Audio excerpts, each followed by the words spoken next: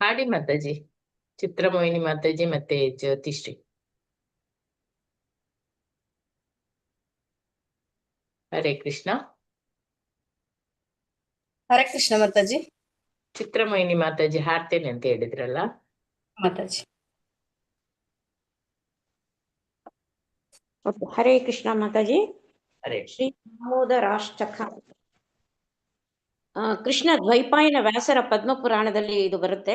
ಅಲ್ಲಿ ನಾರದ ಮುನಿ ಮತ್ತು ಶೌನಕ ಋಷಿ ಇವರೊಂದಿಗೆ ಸಂಭಾಷಣೆ ಮಾಡ್ತಾ ಇದ್ದಾಗ ಸತ್ಯವ್ರತ ಮುನಿ ಹೇಳ್ತಾನೆ, ಕಾರ್ತಿಕ ಮಾಸದಲ್ಲಿ ಭಗವಾನ್ ದಾಮೋದರನ್ನು ಪೂಜಿಸಿ ಪ್ರತಿದಿನವೂ ದಾಮೋದರ ಅಷ್ಟಕವೆಂಬ ಈ ಹೆಸರಿನ ಈ ಸ್ತೋತ್ರವನ್ನು ಪಠಿಸಬೇಕು. ಸತ್ಯವ್ರತ ಮುನಿಯು ಹೇಳಿದ ಈ ಸ್ತೋತ್ರವು ಪ್ರಭು ದಾಮೋದರನ ಆಕರ್ಷಿಸುತ್ತದೆ. ಇದು ಶ್ರೀ ಹರಿಭಕ್ತ ವಿಲಾಸ 2.16.198 ಅಲ್ಲಿ ಹೇಳಿದೆ. ಹರೇ ಕೃಷ್ಣ. ಹರೇ ಕೃಷ್ಣ. ನಮಾಮೀಶ್ವರಂ ಸಚ್ಚಿದಾನಂದರೂಪಂ ಲಸತ್ಕುಂಡಲಂ ಗೋಕುಲೇ ಭ್ರಾಜಮಾನಂ ಯಶೋಧಾಭಿಯೋಲುಕುಲಾದ್ ಭಾವಮಾನಂ ಪರಾಮೃಷ್ಟಂ ಅತ್ಯಂತತೋ ಧೃತ್ಯ ಗೋಪ್ಯಾ ವೃತ್ತಂತಂ ಮೋಹಾನ್ನೇತ್ರಯುಗ್ಮಂ ಮೃಜಂತಂ कराम्भोजयुग्मेन साकङ्कनेत्रम् मुहुश्वासकम्पात्रिरेकाङ्ककण्ठा स्थितग्रैवं दामोदरं भक्तिबद्धम् इति दृक्स्वलीलाभिरानन्दकुण्डे स्वघोषं निमञ्जन्तम् आज्ञापयन्तम् तदीयेषु तज्ञेषु भक्तैर्जितत्वं पुनः प्रेमतस्तं शतावृति वन्दे वरं देवमोक्षं न मोक्षावधिं वा न चान्यं वृणेऽहं वरेशादपीह इदं ते वपुर्नाथ गोपालबालं सदा मे मनस्या विरास्तं किमन्नै इदं ते मुकाम्भोजम् अत्यन्तनीलैर्वृतं कुण्डलैः स्निग्धरक्तैश्च गोप्या मोहाश्चुम्बितं बिम्बरक्तादरं मे मनस्या विरास्तम् अलं लक्षलाभै नमो देव दामोदरानन्त विष्णो प्रसीद प्रभो दुःखजालाब्धिमग्नं कृपादृष्टिवृष्णाति दीनं बतानु गृहाणेश मामाज्ञं ये दक्षिदृश्यः कुबेरात्मजौ बद्धमूर्तैव यद्वत् त्वया मोचितौ भक्तिभाजौ कृतौ च तथा प्रेम भक्तिं स्वकामे प्रयच्छ न मोक्षो ग्रहो मेऽस्ति दामोदरेह नमस्तेऽस्तु धाम्ने स्फुरदीप्तिधाम्ने त्वदीयोदरायात् विश्वस्य धाम्ने नमो राधिकायै त्वदीया प्रियायै नमो राधिकायै त्वदीया प्रियायै नमो नन्तलीलाय देवाय तुभ्यं नमो राधिकायै त्वदीया प्रियायै नमो नन्तलीलाय देवाय तुभ्यं हरे कृष्ण कृष्ण कृष्ण हरे हरे हरे राम राम राम हरे हरे हरे कृष्ण कृष्ण कृष्ण हरे हरे हरे राम राम राम हरे हरे हरे कृष्ण माताजी. थैंक यू माताजी for giving me this opportunity. हरे कृष्ण. ಹರೇ ಕೃಷ್ಣ ಮಾತಾಜಿ, ಧನ್ಯವಾದಗಳು. ಓದಿ ಮಾತಾಜಿ ಹರೇ ಜ್ಯೋತಿಶ್ರೀ. ಹರೇ ಕೃಷ್ಣ ಮಾತಾಜಿ. ಒಂದು, ನಿನ್ನ ನಿತ್ಯ ಸಚ್ಚಿತ್ ಆನಂದ ರೂಪಿಯಾದ ಸರ್ವೋನ್ನತ ಪ್ರಭು ದಾಮೋದರನಿಗೆ ನಮಸ್ಕಾರ ಮಾಡುತ್ತೇನೆ. ಮೀನಿನ ಆಕಾರದ ಕುಂಡಲಗಳು ಅವನ ಕಿವಿಯಲ್ಲಿ ತೂಗುತ್ತಿವೆ. ಗೋಕುಲದ ದಿವ್ಯ ಕ್ಷೇತ್ರದಲ್ಲಿ ಅವನು ಶೋಭಿಸುತ್ತಿದ್ದಾನೆ. ತಾಯಿ ಯಶೋದೆಯು ಮೊಸರು ಕಡಿಯುತ್ತಿದ್ದ ಮಡಿಕೆಯನ್ನು ಒಡೆದು ನೇತು ಹಾಕಿದ್ದ ಪಾತ್ರೆಯಿಂದ ಬೆಣ್ಣೆಯನ್ನು ಕದ್ದ ತಪ್ಪಿಗಾಗಿ ಹೆದರಿ ತನ್ನನ್ನು ಕಟ್ಟಿ ಹಾಕಿದ್ದ ಮರದ ಒರಳಿನಿಂದ ಓಡಲೆತ್ನಿಸಿ ಹಿಂದಿನಿಂದ ಇನ್ನೂ ಬೇಗ ಓಡಿ ಬಂದ ಯಶೋದೆಯ ಕೈಗೆ ಅವನು ಸಿಕ್ಕನು. ತಾಯಿ ಹರೇ ಕೃಷ್ಣ ಮಾತಾಜಿ. ತಾಯಿಯ ಕೈಯಲ್ಲಿ ಹಿಡಿದಿರುವ ಬೆತ್ತವನ್ನು ನೋಡಿ ಅವನು ಮತ್ತೆ ಮತ್ತೆ ಅಳುತ್ತಿದ್ದಾನೆ. ತಾವರೆಯಂತ ಕೈಗಳಿಂದ ಕಣ್ಣುಗಳನ್ನು ಉಜ್ಜಿಕೊಳ್ಳುತ್ತಿದ್ದಾನೆ. ಅವನ ಕಣ್ಣುಗಳಲ್ಲಿ ಹೆದರಿಕೆ ತುಂಬಿದೆ. ಶಂಖದಂತೆ 3 ರೇಖೆಗಳಿಂದ ಕೂಡಿರುವ ಕೊರಳಿನಲ್ಲಿ ಹಾಕಿರುವ ಮುತ್ತುಗಳ ಹಾರವು ಅವನು ಅಳುತ್ತಾ ವೇಗವಾಗಿ ಉಸಿರು ಬಿಡುತ್ತಿರುವುದರಿಂದ ಅಲುಗಾಡುತ್ತಿದೆ. ಯಾರ ಹೊಟ್ಟೆಯನ್ನು ಹಗ್ಗದಿಂದಲ್ಲದೆ ತಾಯಿಯ ಶುದ್ಧ ಪ್ರೇಮದಿಂದ ಬಂಧಿಸಲಾಗಿದೆಯೋ ಆ ದಾಮೋದರನಿಗೆ ನಮಸ್ಕಾರ ಮಾಡುತ್ತೇನೆ. ಹರೇ ಕೃಷ್ಣ ಮಾತಾಜಿ, ಧನ್ಯವಾದಗಳು. ಹರೇ ಕೃಷ್ಣ ಮಾತಾಜಿ.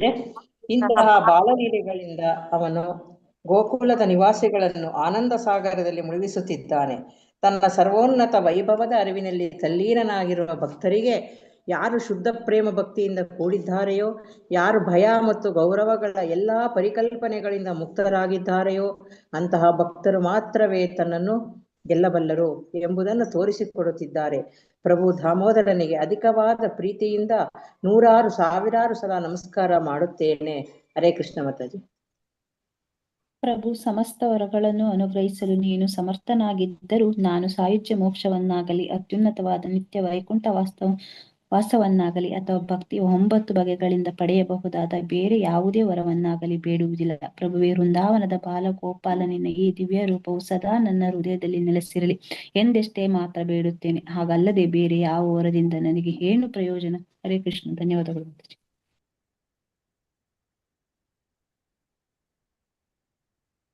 ಹರೇ ಕೃಷ್ಣ ಮಾತಾಜಿ. ಪ್ರಭುವೇ, ಕೆಂಪು ಛಾಯೆಯಿಂದ ಕೂಡಿದ ನಿನ್ನ ಕರಿ ಕುರುಳುಗಳಿಂದ ಆವೃತವಾದ ನಿನ್ನ ಮುಖ ಕಮಲವನ್ನು ತಾಯಿ ಯಶೋದೆಯು ಮತ್ತೆ ಮತ್ತೆ ಚುಂಬಿಸುತ್ತಿದ್ದಾಳೆ. ನಿನ್ನ ತುಟಿಗಳು ಬಿಂಬ ಫಲದಂತೆ ಕೆಂಪಾಗಿವೆ. ನಿನ್ನ ಮುಖ ಕಮಲದ ಈ ಸುಂದರ ದೃಶ್ಯವೇ ನನ್ನ ಹೃದಯದಲ್ಲಿ ಸದಾ ನೆಲೆಸಿರಲಿ. ಇತರ ಸಾವಿರಾರು ವರ್ಷಗಳಿಂದ ನನಗೆ ಯಾವ ಪ್ರಯೋಜನವೂ ಇಲ್ಲ. ಹರೇ ಕೃಷ್ಣ ಮಾತಾಜಿ. ಹರೇ ಕೃಷ್ಣ. ದೇವೋತ್ತಮ ಪ್ರಭುವೆ, ನಿನಗೆ ನಮಸ್ಕರಿಸುತ್ತೇನೆ. ದಾಮೋದರನೇ, ಅನಂತನೇ, ವಿಷ್ಣುವೆ, ಒಡೆಯನೇ, ನನ್ನ ಪ್ರಿಯ ಪ್ರಭುವೆ, ನನ್ನ ಮೇಲೆ ಕೃಪೆ ತೋರಿಸು. ನಿನ್ನ ಈ ಕೃಪಾದೃಷ್ಟಿಯನ್ನು ಬೀರಿ ಪ್ರಾಪಂಚಿಕ ದುಃಖಗಳ ಸಾಗರದಲ್ಲಿ ಮುಳುಗಿ ಹೋಗಿರುವ ಈ ಅಜ್ಞಾನಿಯಾದ ಮೂರ್ಖನನ್ನು ಉದ್ಧರಿಸು. ನನ್ನ ದೃಷ್ಟಿಗೆ ಗೋಚರನಾಗು. ಹರೇ ಕೃಷ್ಣ. ಪ್ರಭು ದಾಮೋದರನೇ, ಕುಬೇರನ 2 ಮಕ್ಕಳಾದ ಮಣಿಗಿರಿವ ಮತ್ತು ನಳಕುವರನ ನಾರದ ಮುನಿಯ ಶಾಪದಿಂದ ನೀನು ಹಗ್ಗದಿಂದ ಹೊರಳಿಗೆ ಕಟ್ಟಲ್ಪಟ್ಟ ಮಗುವಿನ ರೂಪದಲ್ಲಿ ಬಿಡುಗಡೆ ಮಾಡಿದೆ ಮತ್ತು ಅವರನ್ನು ಮಹಾಭಕ್ತರನ್ನಾಗಿ ಮಾಡಿದೆ. ಅದೇ ರೀತಿಯಲ್ಲಿ ನಿನ್ನನ್ನು ಕುರಿತು ಪ್ರೇಮ ಭಕ್ತಿಯನ್ನು ನನಗೆ ನೀಡು. ಅದೊಂದಕ್ಕಾಗಿ ನಾನು ಹಂಬಲಿಸುತ್ತಿದ್ದೇನೆ. ನನಗೆ ಬೇರೆ ಯಾವುದೇ ಬಗೆಯ ಮೋಕ್ಷದ ಅಪೇಕ್ಷೆ ಇಲ್ಲ. ಹರೇ ಕೃಷ್ಣ ಮಾತಾಜಿ.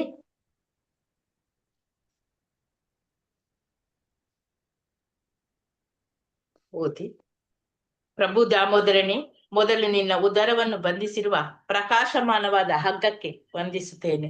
ಆಮೇಲೆ ಸಮಸ್ತ ವಿಶ್ವದ ಧಾಮವಾಗಿರುವ ನಿನ್ನ ದಿವ್ಯ ಉದರಕ್ಕೆ ನಮಸ್ಕಾರ ಮಾಡ್ತೇನೆ. ನಿನ್ನ ಪ್ರಿಯೆಯಾದ ಶ್ರೀಮತಿ ರಾಧಾರಾಣಿಗೆ ಮತ್ತು ಅನಂತ ಲೀಲೆಗಳನ್ನು ಮೆರೆಯುತ್ತಿರುವ ನಿನಗೆ ನನ್ನ ಭಕ್ತಿಪೂರ್ವಕ ನಮಸ್ಕಾರಗಳನ್ನು ಅರ್ಪಿಸ್ತೇನೆ. ಹರೇ ಕೃಷ್ಣ. ದಾಮೋದರ ಅಷ್ಟಕಂ. ಹರೇ ಕೃಷ್ಣ. ನೆಕ್ಸ್ಟ್ ಜ್ಯೋತಿಶ್ರೀ ಮಾತಾಜಿ ಕೀರ್ತನೆ ಮಾಡಿ. ಅದ್ರ ಬದಲು ನಿಮ್ಗೆ ಇದನ್ನು ಕೊಡ್ತಾ ಇದ್ದೇನೆ. ಜ್ಯೋತಿಶ್ರೀ ಮಾತಾಜಿ ಹರೇ ಕೃಷ್ಣ ಮಾತಾಜಿ. ಕೀರ್ತನೆ ಮಾಡಿ.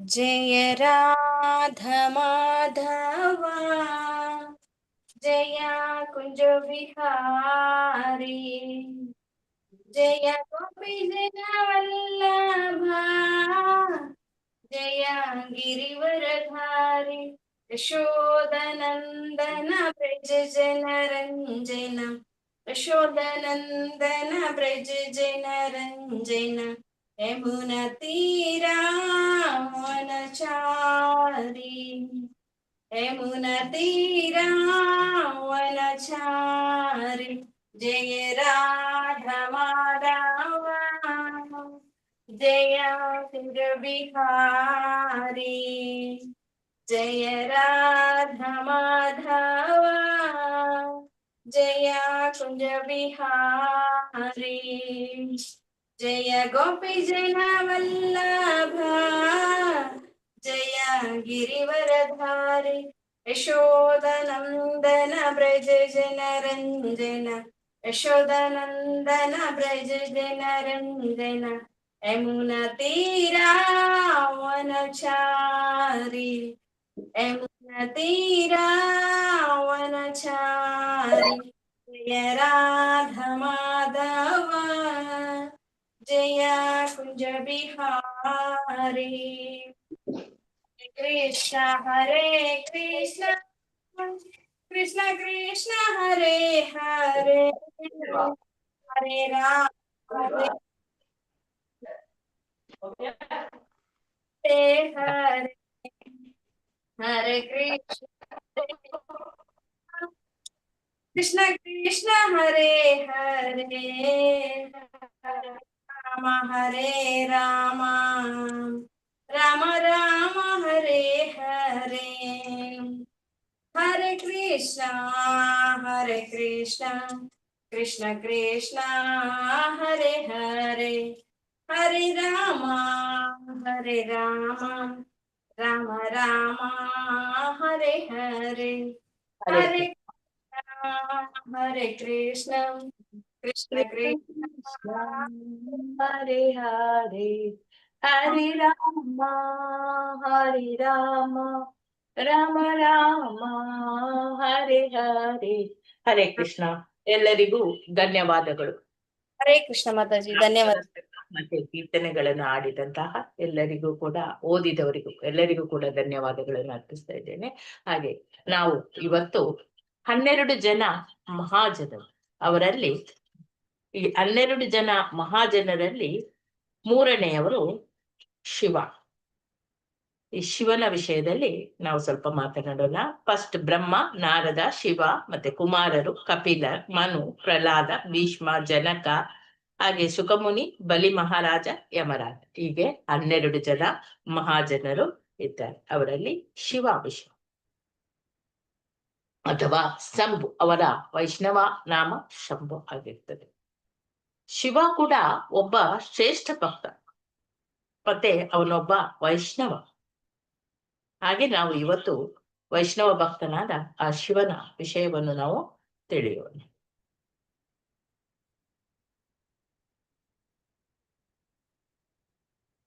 ಶಿವನ ಹುಟ್ಟು, ಬರ್ತ್ ಆಫ್ ಲಾರ್ಡ್ ಶಿವ. ನಿಮಿಷ. ಈ ಲಾರ್ಡ್ ಶಿವ ಅವನು ವಿಷ್ಣುವಿನ ಮೋಡ್, ಅಂದ್ರೆ ಇಲ್ಲಿ ಗರ್ಭೋದಕ ಶಾಹಿ ವಿಷ್ಣು ಗರ್ಭೋದಕ ಸಾಗರದಲ್ಲಿ ಮಲಗಿರ್ತಾನೆ. ಅಲ್ಲಿಂದ ಅವನ ನಾಭಿಕಮಲದಿಂದ ಬ್ರಹ್ಮ ಬರ್ತಾನೆ. ಬ್ರಹ್ಮನಿಂದ ನಾಭಿಕಮಲದಿಂದ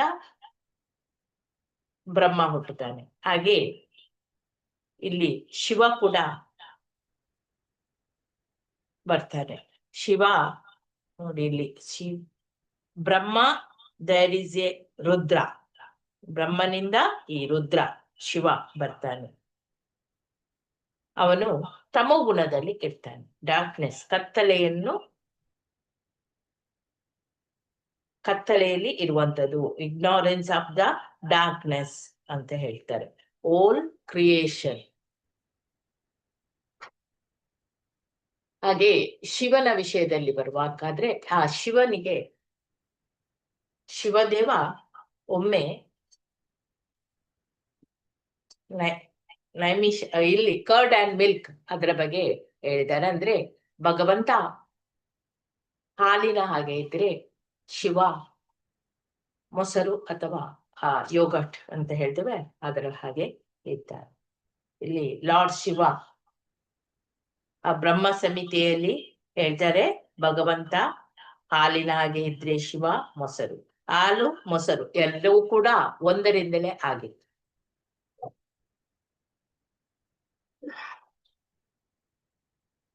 ಆದ್ರೆ ಇಲ್ಲಿ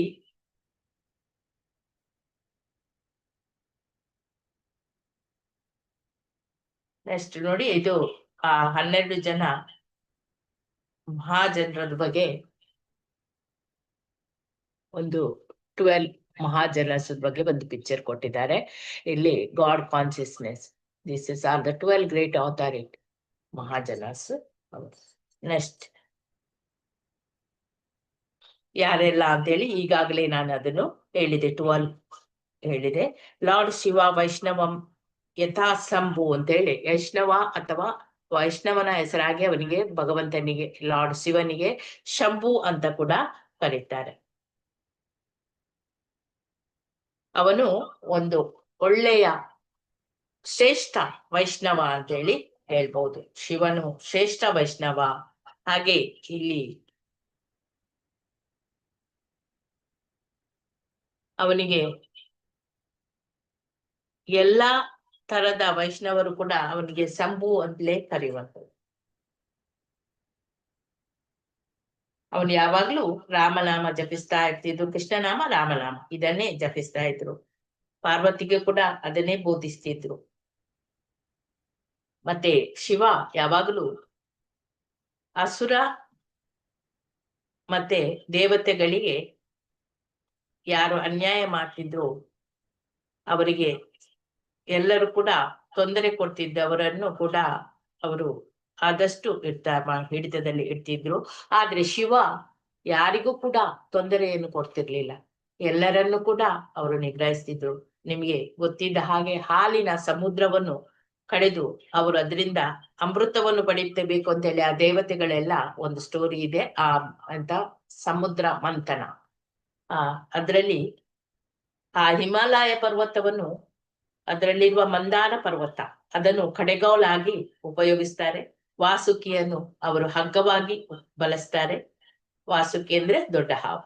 ಆ ಭಗವಂತ ಅದರಲ್ಲಿ ಆಮೆಯ ರೂಪದಲ್ಲಿ, ಅಂದ್ರೆ ಅವರು ಕಡಿಯುವಾಗ ಅಲ್ಲಿ ಪರ್ವತ ಅಲುಗಾಡ್ತದೆ. ಅದು ಆಗ್ಬಾರ್ದು ಅಂತ ಹೇಳಿ ಭಗವಂತನೇ ಆಮೆಯ ಕುರ್ಮಾವತಾರದಲ್ಲಿ ಬಂದು ಅವತರಿಸಿ ಅಲ್ಲಿ ಪರ್ವತವನ್ನು ತನ್ನ ಬೆನ್ನ ಮೇಲೆ ಏರಿಸಿ ಎತ್ತಿ ಹಿಡಿತಾನೆ.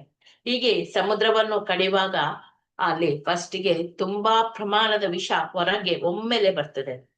ಆಗ ದೇವತೆಗಳೆಲ್ಲ ಯಾರು ಕೂಡ ಆ ವಿಷವನ್ನು ಕುಡಿಲಿಕ್ಕೆ ಹಿಂಜರಿತಾರೆ. ಆದ್ರೆ ಶಿವ ಮೊದ್ಲೇ ಅವನ ಪತ್ನಿಗೆ ಹೇಳಿರ್ತಾರೆ, ಸತೀದೇವಿ ಅವರಿಗೆ ಹೇಳಿರ್ತಾರೆ, ನಾನು ಆ ವಿಷವನ್ನು ಕುಡಿತೇನೆ ಅಂತೇಳಿ. ಆ ಪತ್ನಿಗೆ ಗೊತ್ತಿದೆ ಶಿವನಿಗೆ ಏನು ಆಗೋದಿಲ್ಲ ಅಂತ. ಅವಳು ಕೂಡ, ಎಲ್ಲರೂ ಕೂಡ ಒಪ್ಪಿಗೆಯನ್ನು ಕೊಡ್ತಾರೆ. ಆದ್ದರಿಂದ ಆ ವಿಷವನ್ನು ಶಿವನು ಎಲ್ಲವನ್ನು ಕುಡಿತಾನೆ.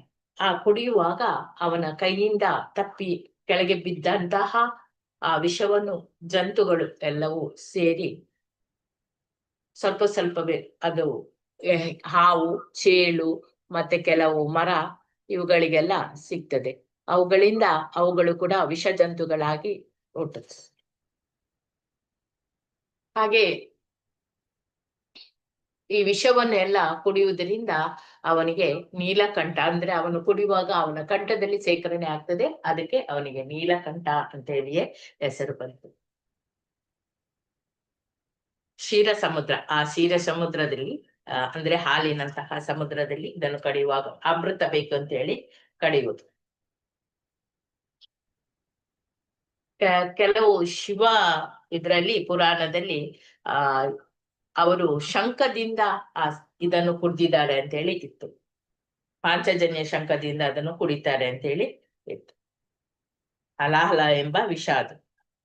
ಆಮೇಲೆ ಆ ವಿಷ ಬಂದ ನಂತರ ಎಲ್ಲಾ ಬರ್ತವೆ, ಕಾಮಧೇನು, ಉಚ್ಚೈಶ್ರವ ಕುದುರೆ, ಮತ್ತೆ ಐರಾವತ, ಪಾರಿಜಾತ, ಕಲ್ಪವೃಕ್ಷ, ಹಾಗೆ ಅನೇಕ ಬರ್ತದೆ.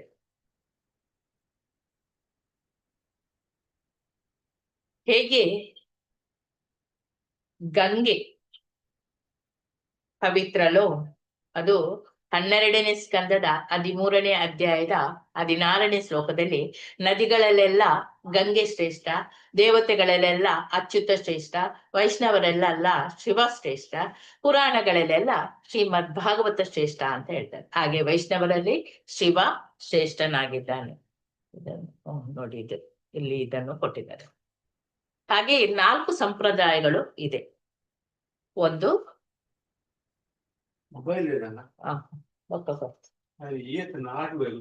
ಬ್ರಹ್ಮ ಸಂಪ್ರದಾಯ, ಶ್ರೀ ಸಂಪ್ರದಾಯ, ಹಾಗೆ ಶಿವ ಸಂಪ್ರದಾಯ, ರುದ್ರ ಸಂಪ್ರದಾಯ, ಹಾಗೆ ಕುಮಾರ ಸಂಪ್ರದಾಯ ಅಂತೇಳಿ 4 ಸಂಪ್ರದಾಯಗಳು ಇವೆ. ಬ್ರಹ್ಮ ಮಧ್ವಗೌಡಿಯ ಸಂಪ್ರದಾಯದಲ್ಲಿ ಈಗ ನಾವು ಇದ್ದೇವೆ. ಹಾಗೆ ಶ್ರೀ ಸಂಪ್ರದಾಯದಲ್ಲಿ ಅಲ್ಲಿ ಲಕ್ಷ್ಮೀ ರಾಮಾನುಜಾಚಾರ್ಯರು, ಹಾಗೆ ಶಿವನ ರುದ್ರ ಇದರಲ್ಲಿ ಲಾರ್ಡ್ ಶಿವ ಸಂಪ್ರದಾಯದಲ್ಲಿ ವಿಷ್ಣು ಸ್ವಾಮಿ ಅವರು ಇದ್ದಾರೆ. 4 ಕುಮಾರರಲ್ಲಿ ನಿಂಬಕ್ಕಾಚಾರ್ಯರು, ಕುಮಾರ ಸಂಪ್ರದಾಯದಲ್ಲಿ ನಿಂಬಕ್ಕಾಚಾರ್ಯರು ಗುರುಗಳು ಆಗಿರುತ್ತೆ.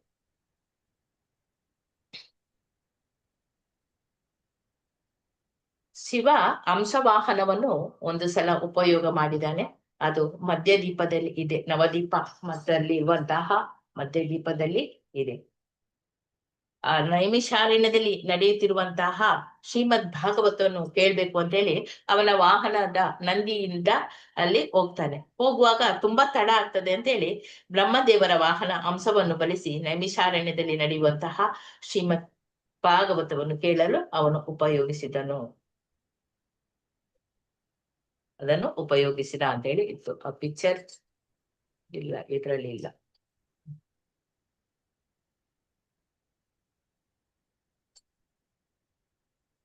ಹಾಗೆ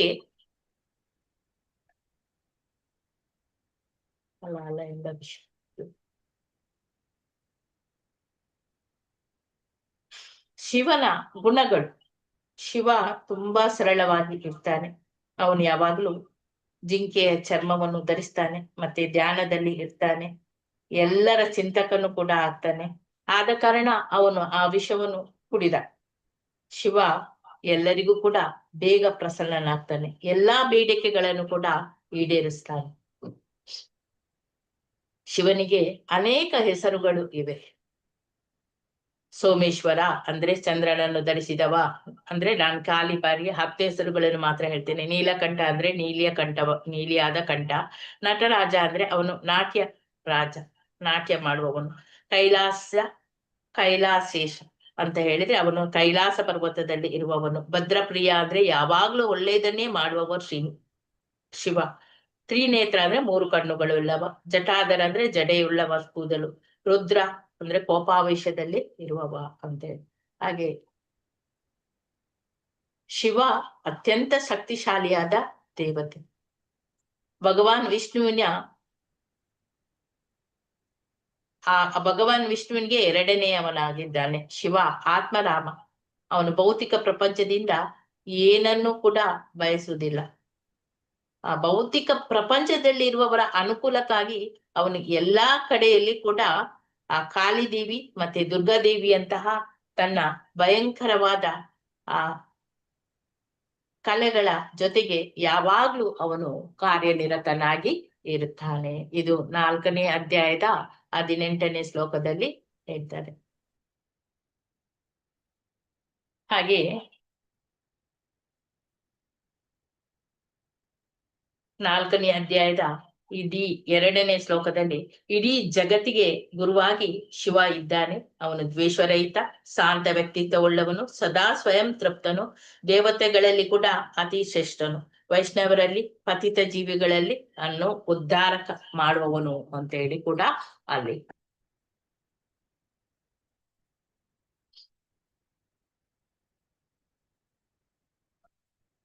ಒಂದು ನಿಮಿಷ. ಇಲ್ಲಿ ಗಾಡೆಸ್ ಕಾಳಿಯನ್ನು ತೋರಿಸಿದ್ದಾರೆ. ಯಾಕೆಂದ್ರೆ ಇಲ್ಲಿ ಕಾಳಿ ಅವರು ತಮೋಗುಣದಲ್ಲಿ ಇರುವವರು. ಅವರು ಭಗವಂತ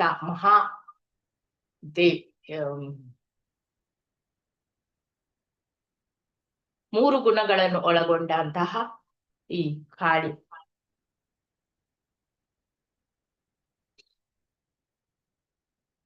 ಈ ಕಾಳಿ ಯಾವಾಗ್ಲೂ ರಾಕ್ಷಸರು ನೋಡಿ, ಕಾಳಿಯ ಒಂದು ಕೈಯಲ್ಲಿ ರಾಕ್ಷಸರ ತಲೆ ಇರ್ತದೆ, ಇನ್ನೊಂದು ಕೈಯಲ್ಲಿ ಕತ್ತಿ ಇರ್ತದೆ. ರಾಕ್ಷಸರನ್ನು, ಅಸುರರನ್ನು ಅವಳು ನೆಗಿಸ್ತಾಳೆ. ಭಗವಂತ ಶಿವ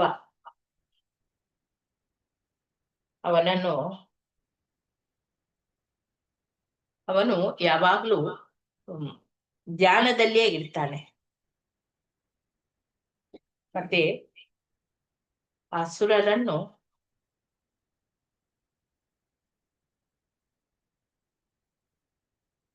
ಅಸುರರು ಕೂಡ ಕೇಳಿದ ವರವನ್ನು ಕೊಡ್ತಾನೆ. ಆಮೇಲೆ ಇಲ್ಲಿ ಯಾವ ಋಷಿಮುನಿಗಳು ಆಗ್ಲಿ ಯಾರು ಕೇಳಿದ ವರಗಳನ್ನು ಅವನು ನೀಡುವವನು.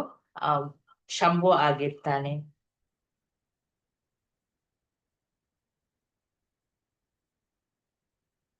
ಶಿವ ರುದ್ರ ಆಗಿರ್ತಾನೆ.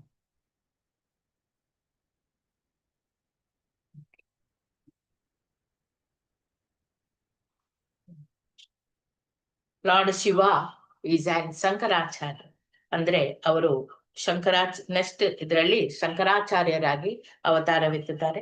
ಆಮೇಲೆ ಈ ಶಂಕರಾಚಾರ್ಯರು ನಿರಾಕಾರವಾದಿಗಳು ಆಗಿದ್ರು ಕೂಡ ಅವರು ಭಗವಂತನನ್ನು ಆರಾಧಿಸ್ತಾರೆ.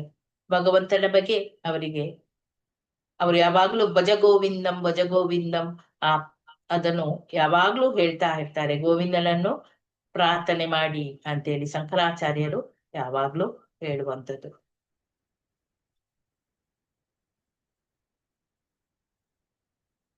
ಇದೆ ಈ ಮಂದಾರ ಪರ್ವತದ್ದು ಆ ವಿಷವನ್ನು ಹೇಗೆ ಕುಡಿದ್ರು ಅಂತ ಹೇಳಿ. ಹಾಗೆ ಇವರು ಇದನ್ನೇ ತೋರಿಸ್ತಾ ಇದ್ದಾರೆ. ಕಥೆಯನ್ನ ಆಗ್ಲೇ ಹೇಳಾಗಿದೆ. ಡೆಮಿಗಾಡ್ಸ್ ಅಮೃತವನ್ನು ಕುಡಿಲಿಕ್ಕೋಸ್ಕರ ಮತ್ತೆ ಮೋಹಿನಿ ಅವತಾರ ಕೂಡ ಆಗ್ತಾರೆ. ಹಾಗೆ 8ನೇ ಸ್ಕಂದದ 7ನೇ ಅಧ್ಯಾಯದ 37ನೇ ಶ್ಲೋಕದಲ್ಲಿ ಭಗವಂತ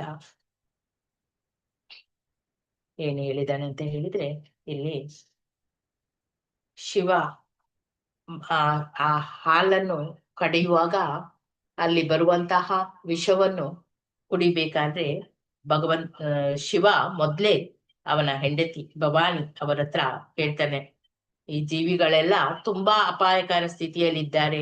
ಆ ಕ್ಷೀರಸಾಗರದ ಮಂಥನದಿಂದ ಉತ್ಪನ್ನ ಆಗಿದ್ದಂತಹ ವಿಷವೇ ಇದಕ್ಕೆ ಕಾರಣ. ಯಾಕಂದ್ರೆ ಇಲ್ಲಿ ಆ ವಿಷ ಒಂದು ವೇಳೆ ಎಲ್ಲಾ ಕಡೆಗೆ ಬರ್ತಿದ್ರು ಸರ್ವನಾಶ ಆಗ್ತಿತ್ತು. ಆದ್ರಿಂದ ಅದನ್ನು ಕಾಪಾಡ್ಬೇಕಾದ್ರೆ ನಾನು ಅದನ್ನು ಎಲ್ಲರಿಗೆ ಒಳಿತು ಉಂಟು ಮಾಡ್ಬೇಕಾದ್ರೆ ನಾನು ಅದನ್ನು ಕುಡಿಬೇಕಾಗ್ತದೆ. ನನಗೆ ಆ ವಿಷವನ್ನು ನಾನು ಪಾನ ಮಾಡ್ತೀನಿ ಅಂತೇಳಿ ಇದರಿಂದ ಎಲ್ಲರಿಗೂ ಕೂಡ ಸುಖಿಗಳು ಆಗ್ತಾರೆ, ಸಕಲ ಜೀವಿಗಳು ಸುಖಿಗಳಾಗ್ತಾರೆ ಅಂತೇಳಿ ಸಾಧ್ವಿ ಭವಾನಿಗೆ ಅವರು ಮೊದ್ಲೇ ತಿಳಿಸಿದ್ದಾರೆ. ಶಿವನ ಸಾಮರ್ಥ್ಯ ಅವಳಿಗೆ ಗೊತ್ತಿತ್ತು ಭವನಿಗೆ, ಆದ್ದರಿಂದ ಅವಳು ಒಪ್ಪಿಗೆಯನ್ನು ಕೊಡ್ತಾಳೆ. ಆಮೇಲೆ ಆ ವಿಷವನ್ನೆಲ್ಲ ಕ್ರೋಢೀಕರಿಸಿ ಅವರ ಕೈಗಳಲ್ಲಿ ಹಿಡಿದು ಕುಡಿದು ಬಿಡ್ತಾರೆ. ಆ ಶಿವನ ಕಂಠದಲ್ಲಿ ಆ ನೀಲ ರೇಖೆ ಮೂಡುವುದು ಅದೇ ಆ ಕ್ಷೀರಸಾಗರದಿಂದ ಹುಟ್ಟಿ ಬಂದ ವಿಷವನ್ನು ಅವರು ಕುಡಿದ ಕಾರಣ. ಇದು ಅವರಿಗೆ ಆ ರೇಖೆ ಒಂದು ಆಭರಣವಾಗಿ ನಿಲ್ತದೆ. ಹಾಗೆ ಅವರ ಶಿವನ ಆಭರಣಗಳು ಈ ತಲೆಬುರುಡೆಗಳು ಮತ್ತೆ ಮೂಳೆಗಳು ಅವುಗಳು ಆಗಿದೆ. ಶಿವನ ಈ ಕಾರ್ಯವನ್ನು ಭವಾನಿ ತುಂಬಾ ಮೆಚ್ಚುತ್ತಾಳೆ. ಅವಳು ಶಿವನನ್ನು ತುಂಬಾ ಹೊಗಳ್ತಾಳೆ. ಹಾಗೆ ಯಾರು ಶಿವನನ್ನು ಆರಾಧಿಸ್ತಾರೋ ಅವರಿಗೆ ಸನ್ಮಂಗಳವಾಗ್ಲಿ ಅಂತ ಹೇಳಿ ಅವಳು ಕೂಡ ಕರುಣಿಸ್ತಾಳೆ. ಹಾಗೆ ಅವರು ಆ ಗಾರಳವನ್ನು ಅಂದ್ರೆ ಆ ವಿಷವನ್ನು ಪಾನ ಮಾಡುವಾಗ ಅವರ ಆ ಬೊಗಸೆಯಿಂದ ಸ್ವಲ್ಪ ವಿಷ ಕೆಳಗೆ ಬೀಳ್ತದೆ. ಆಗ ಆ ಚೇಳು, ಹಾವು, ವಿಷ, ಸಸ್ಯ ಅಂತದೆಲ್ಲ ಅದನ್ನು ಕಚ್ಚಿದಾಗ ಅಲ್ಲಿ ನಂಜೆ ಇರುವಂತಹ ಇತರ ಪ್ರಾಣಿಗಳು ಕೂಡ ಸ್ವಲ್ಪ ಸ್ವಲ್ಪ ಕುಡಿದವು.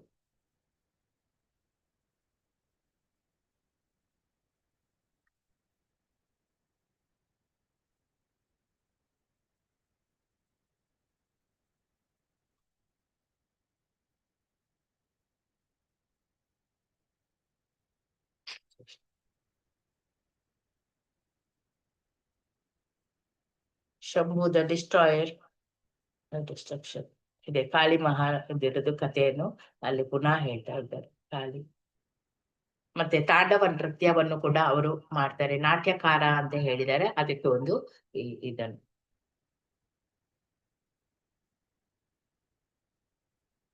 ಆಮೇಲೆ ದಕ್ಷ ಮಹಾರಾಜನ ಇದ್ರಲ್ಲಿ ಇನ್ನು ಸ್ಟೋರಿ ಇಲ್ಲ, ಇವರು ಕನ್ಕ್ಲೂಷನ್ ಕೊಟ್ಟಿದ್ದಾರೆ.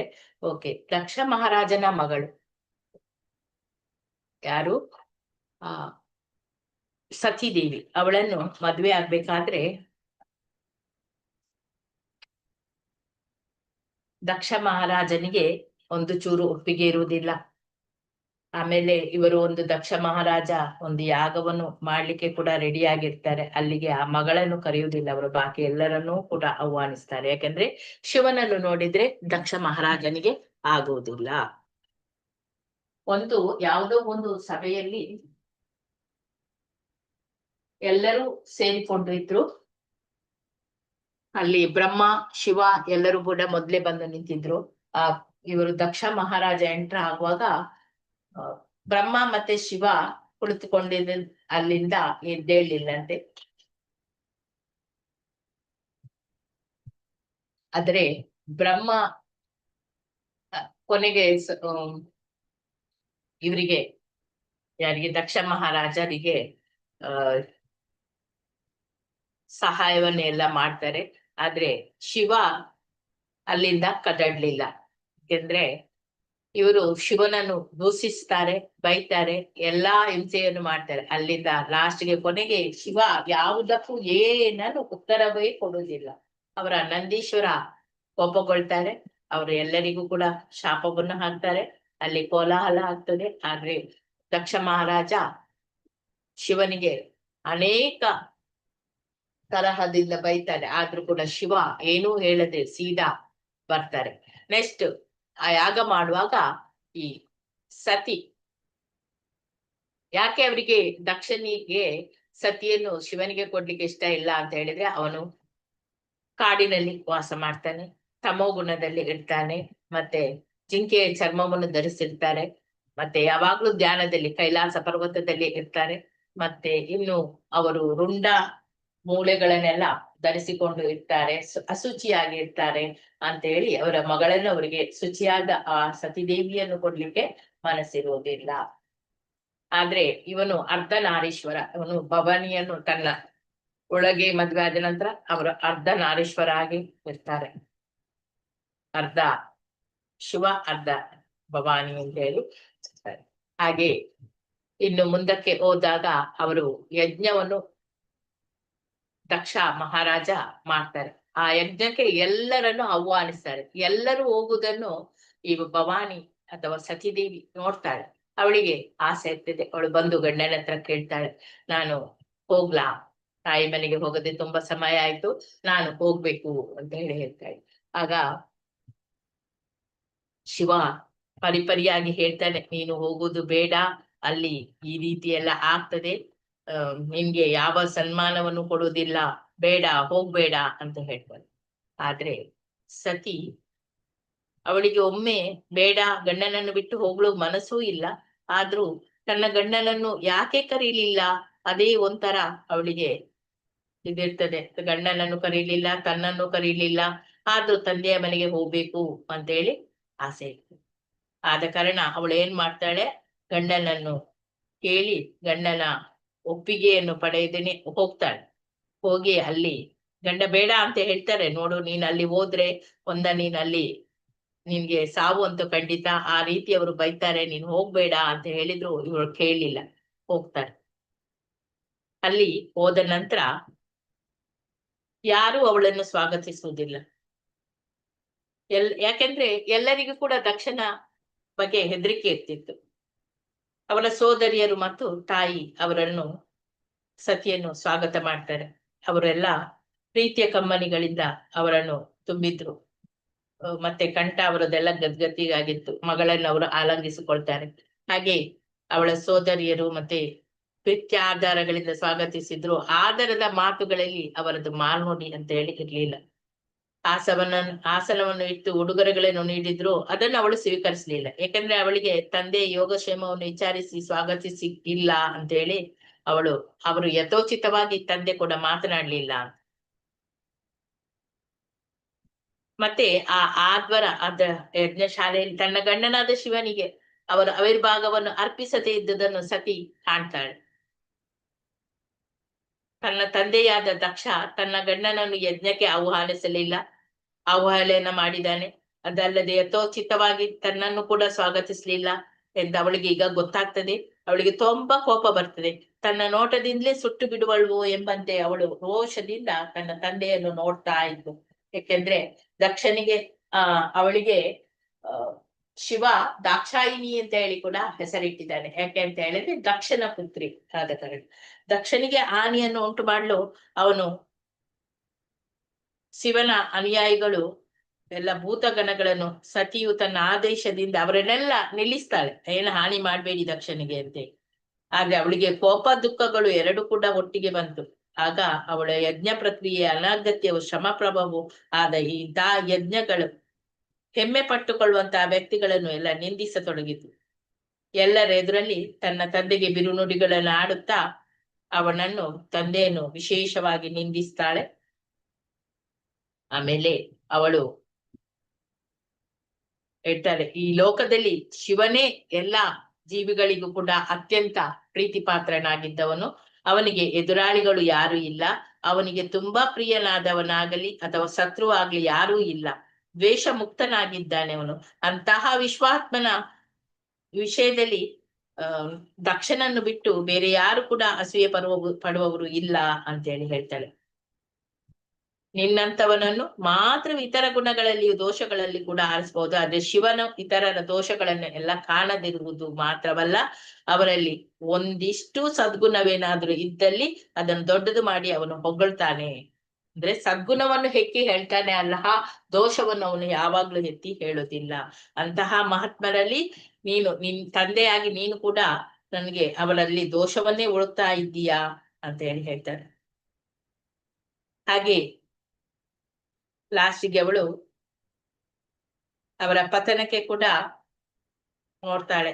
ಆಮೇಲೆ ಅವಳು ಏನ್ ಮಾಡ್ತಾಳೆ, ಸತಿ ತನ್ನ ಪ್ರೀತಿಯ ತಂದೆಯ ಎದುರುಗೆ ಶಿವನ ವಿಷಯದಲ್ಲಿ ಅಸೂಯ ಪರ್ವ ಆಗುವುದನ್ನು ಅತ್ಯಂತ ಘೋರ ಅಪರಾಧ ಮಾಡ್ತಾ ಇದ್ದೀಯಾ ಅಂತ ಹೇಳಿ ಹೇಳ್ತಾಳೆ. ಅವನ ಹೆಸರೇ ಪಾಪಕರ್ಮಗಳಿಂದ, ಶಿವ ಅಂತ ಹೇಳಿದ್ರೆ ಪಾಪಕರ್ಮಗಳಿಂದ ನಮ್ಮನ್ನು ಪರಿಶುದ್ಧವಾಗಿಸ್ತದೆ. ಅವನ ಆಜ್ಞೆಗಳನ್ನು ಯಾರು ಕೂಡ ಅಲಕ್ಷಿಸುವುದಿಲ್ಲ. ಶಿವನು ಯಾವಾಗ್ಲೂ ಪವಿತ್ರ. ನಿನ್ನನ್ನು ಬಿಟ್ಟು ಬೇರೆ ಯಾರು ಕೂಡ ಈ ಶಿವನ ವಿಷಯದಲ್ಲಿ ದ್ವೇಷದ ಭಾವನೆಯನ್ನು ಇಲ್ಲ ಅವರಿಗೆ ಅಂತ ಹೇಳಿ ಹೇಳ್ತಾರೆ. ಹಾಗೆ ಎಲ್ಲಾ ಜನಸಾಮಾನ್ಯರ ಎಲ್ಲಾ ಇಚ್ಛೆಗಳನ್ನು ಕೂಡ ಶಿವನೇ ಈಡೇರಿಸುವಂಥದ್ದು. ಅವನ ಪಾದ ಕಮಲಗಳಲ್ಲಿ ಬ್ರಹ್ಮಾನಂದವನ್ನು ಅರಸುವ ಮಹಾನ್ ವ್ಯಕ್ತಿಗಳು ಕೂಡ ಅವರನ್ನು ಅರಸುತ್ತಾರೆ. ಶಿವನ ವಿಷಯದಲ್ಲಿ ನೀನು ಮಾತ್ರ, ದಕ್ಷ ಮಾತ್ರ ಅಸೂಯ ಪರೆ ಆಗಿದ್ದಾನೆ. ಆಮೇಲೆ ಅವಳಿಗೆ ಸತಿ ಏನ್ ಹೇಳ್ತಾಳೆ, ಧರ್ಮಾಧಿಪತಿಯನ್ನು ನಿಂದಿಸುವುದನ್ನು ಕೇಳಿದಾಗ ಅವಳು ಆ ವ್ಯಕ್ತಿಯನ್ನು ದಂಡಿಸ್ಲಿಕ್ಕೆ ಕೂಡ ಆಗುದಿಲ್ಲ. ಕಿವಿಗಳನ್ನೆಲ್ಲ ಮುಚ್ಚಿಕೊಂಡು ಅಲ್ಲಿಂದ ಹೊರಟು ಹೋಗ್ಬೇಕು ಅಂತ ಹೇಳಿ ಎಣಿಸ್ಕೊಳ್ತಾಳೆ. ಆದ್ರೆ ಬಲಾತ್ಕಾರವಾಗಿ ಈ ನಿಂದಕನ ನಾಲಗೆಯನ್ನು ಕತ್ತರಿಸಿ ಹಾಕ್ಬೇಕು ಅಂತ ಹೇಳಿ ಕೂಡ ಆ ಅಪರಾಧಿಯನ್ನು ಕೊಂದು ಬಿಡ್ಬೇಕು, ಅಥವಾ ಆ ಬಳಿಕ ತನ್ನ ಪ್ರಾಣವನ್ನು ಕೂಡ ನಾನು ತ್ಯಜಿಸ್ಬೇಕು ಅಂತ ಹೇಳಿ ಅವಳು ನಿರ್ಧಾರವನ್ನು ಮಾಡ್ತಾಳೆ. ಈ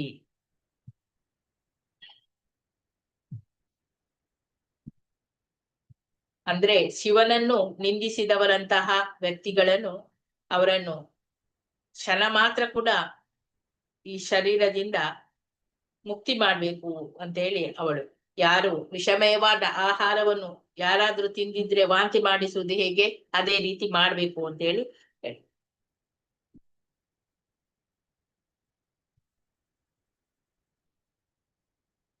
ಆಮೇಲೆ ಇವಳು ಏನ್ ಮಾಡ್ತಾಳೆ, ಆ ಯಜ್ಞ ಕುಂಡದ ಎದುರು ಕೂತ್ಕೊಂಡು ಅವಳು ಪ್ರಾಣವನ್ನು ತ್ಯಾಗ ಮಾಡ್ತಾಳೆ.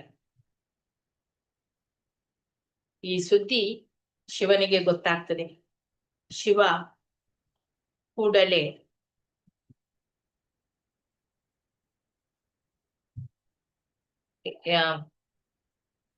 ಅವಳು ಯಾವ ರೀತಿ ಅಂದ್ರೆ ಆ ನೆಲದ ಮೇಲೆ ಉತ್ತರಾಭಿಮುಖವಾಗಿ ಕೂತ್ಕೊಳ್ತಾಳೆ.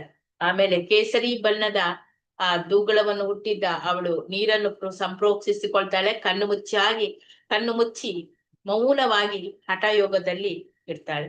ಅಂದ್ರೆ ಪ್ರಾಣವಾಯುವನ್ನು ಊರ್ಧ್ವಾಭಿಮುಖವಾಗಿ ಇರಿಸಿ ನಾಭಿ ಚಕ್ರದ ಮೇಲೆ ಅದನ್ನು ಸಮಸ್ಥಿತಿಗೆ ತಂದುಕೊಂಡು ತನ್ನ ಬುದ್ಧಿಶಕ್ತಿಯಿಂದ ಪ್ರಾಣವಾಯುವನ್ನು ಉತ್ಥಾಪಿಸಿ ನಿಧಾನವಾಗಿ ಅದನ್ನು ತನ್ನ ಹೃದಯ ಭಾಗದಲ್ಲಿ ಪ್ರತ್ಯಾಪಿಸ್ತಾಳೆ. ಹಾಗೆ ಅವಳು ಪ್ರಾಣವನ್ನು ಬಿಡ್ತಾಳೆ. ಈ ಶತಿ ತನ್ನ ತಂದೆಯ ಮೇಲಿನ ಕೋಪದಿಂದ ಶರೀರ ತ್ಯಾಗ ಮಾಡಿದ್ಲು. ಇಲ್ಲಿ ಗಂಡ ಆಗ ಅವಳ ಆ ಸಮಾಧಿಯಿಂದ ಮೂಡಿ ಬಂದ ಅಗ್ನಿಯಲ್ಲಿ ತನ್ನ ಶರೀರವನ್ನು ಸುಟ್ಟು ಬೂದಿ ಮಾಡ್ತಾಳೆ. ಸತಿ ಕೋಪದಿಂದ ಪ್ರಾಣತ್ಯಾಗ ಮಾಡಿದ ನಂತರ ಅಲ್ಲಿ ಕೋಲಾಹಲವೇ ಉಂಟಾಗ್ತದೆ. ಶಿವ ಪತ್ನಿಯಾದ ಸತಿಯು ಹೀಗೇಕೆ ಪ್ರಾಣತ್ಯಾಗ ಮಾಡಿದ್ಲು ಅಂತೇಳಿ ಅವನಿಗೆ ಚಿಂತೆ. ಹಾಗೆ ಅವನು ಅಲ್ಲಿ ದಕ್ಷನಿಗೆ ಕಠಿಣ ಹೃದಯ ಆಗಿದ್ದ ಅಂತ ಹೇಳಿ ಅವನು ಏನ್ ಮಾಡ್ತಾನೆ, ಸತಿಯ ಅದ್ಭುತವಾದ ಪ್ರಾಣತ್ಯಾಗದ ಬಗ್ಗೆ ಜನರೆಲ್ಲ ತಮ್ಮ ತಮ್ಮಲ್ಲೇ ಮಾತನಾಡ್ತಿದ್ರು. ಆದ್ರೆ ಅಂಗರಕ್ಷಕರು, ಈಗ ಸತಿಯ ಜೊತೆಗೆ ಬಂದಿದ್ದಂತಹ ಅಂಗರಕ್ಷಕರು ಶಿವನದು, ಅವರೆಲ್ಲ ದಕ್ಷನನ್ನು ಕೊಂದು ಹಾಕ್ಲಿಕ್ಕೆ ಆಯುಧ ಸನ್ನದ್ಧರಾಗಿ ಎಲ್ಲರೂ ಎದ್ದು ನಿಲ್ತಾರೆ.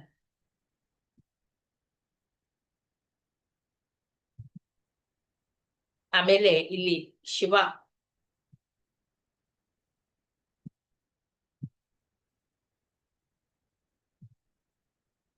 ಒಬ್ಬ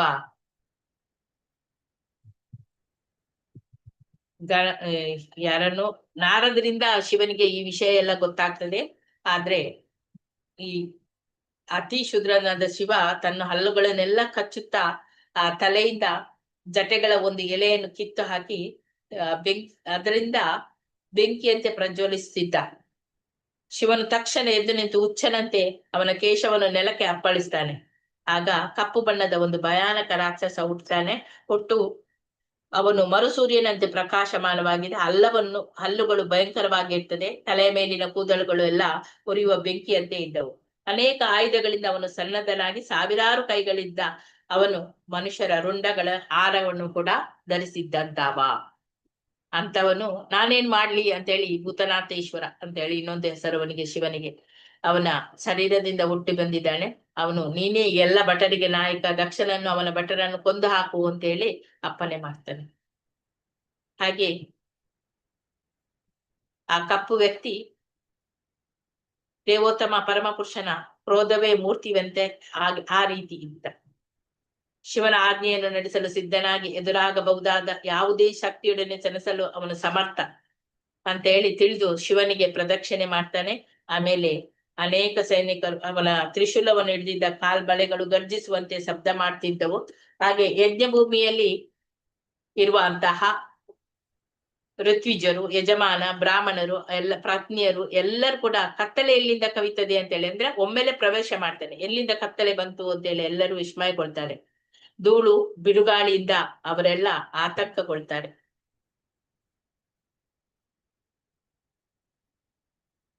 ದಕ್ಷನ ಪತ್ನಿ ಪ್ರಸೂತಿ ಕೂಡ ಮತ್ತೆ ಎಲ್ಲರೂ ಕೂಡ, ಎಲ್ಲಾ ಸ್ತ್ರೀಯರು ಕೂಡ ಇದು ಅಪಾಯ ದಕ್ಷನಿಂದಲೇ ಆಗಿದೆ ಅಂತೇಳಿ, ಸತಿದೇವಿಯ ಸಾವಿನ ಕಾರಣದಿಂದ ಇದೆಲ್ಲ ಆಗಿದೆ ಅಂತೇಳಿ ಅವರಿಗೆಲ್ಲ ಗೊತ್ತಾಗ್ತದೆ. ಅವರು ಪೂರ್ಣವಾಗಿ ನಿರಪರಾಧಿಯಾದ್ರೂ ಅವಳ ಸಹೋದರಿಯರೆಲ್ಲರೂ ಕೂಡ ಕಣ್ಣೆದುರಿನಲ್ಲಿಯೇ ಅವಳು ತ್ಯಾಗ ಮಾಡಿದ್ಲಲ್ಲ ಶರೀರವನ್ನು ಅಂತೇಳಿ ಎಲ್ಲರಿಗೆ ಗೊತ್ತಾಗ್ತದೆ, ಇದು ಇವನದೇ ಇದು ಅಂತೇಳಿ. ಎಲ್ಲರೂ ಕೂಡ ಕಪ್ಪು ವ್ಯಕ್ತಿ ಅದು ತನ್ನ ಹಲ್ಲುಗಳನ್ನೆಲ್ಲ ತೋರಿಸ್ತಾ ಉಬ್ಬನ್ನು ಕೊಡಿಸುವುದರಿಂದ ಅವನ ಆಕಾಶದ ಎಲ್ಲಾ ಪ್ರಕಾಶಮಾನವಾದ ಗ್ರಹಗಳನ್ನು, ನಕ್ಷತ್ರಗಳನ್ನು ಎಲ್ಲ ಚದುರಿಸಿ ಬಿಡ್ತಾನೆ.